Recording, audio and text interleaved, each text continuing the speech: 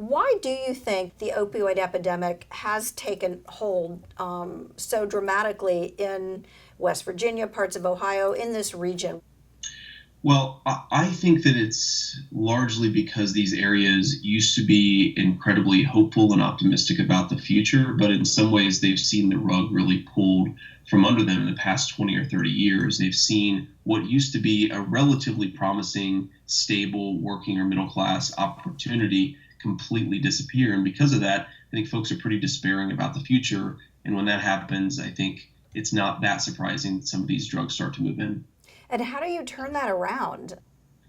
Well, I think the answer has to start with our education system, actually. So many of these jobs that have disappeared from these areas just aren't coming back. They haven't disappeared so much from globalization or from shipping them overseas. They've largely disappeared because of automation and because of new technological change. And the only way to really address that crisis is to actually train people for the next generation of high quality jobs. And I think right now, a lot of folks feel that when they graduate from high school, they're effectively given an option between go work in a service sector job making $7 or $8 an hour, or go to a 4-year degree. And there's really there's nothing in between. There are no options in between.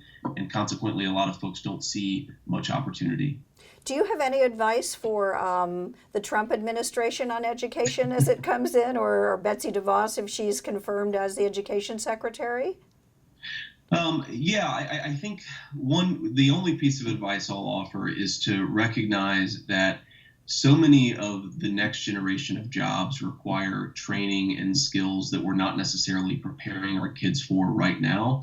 And to the degree we can focus not on how we can bring jobs back from China, but how we can prepare people for the 21st century knowledge economy, I think that's a very important part of actually solving these very significant regional economic crises that we have in places like West Virginia or Ohio.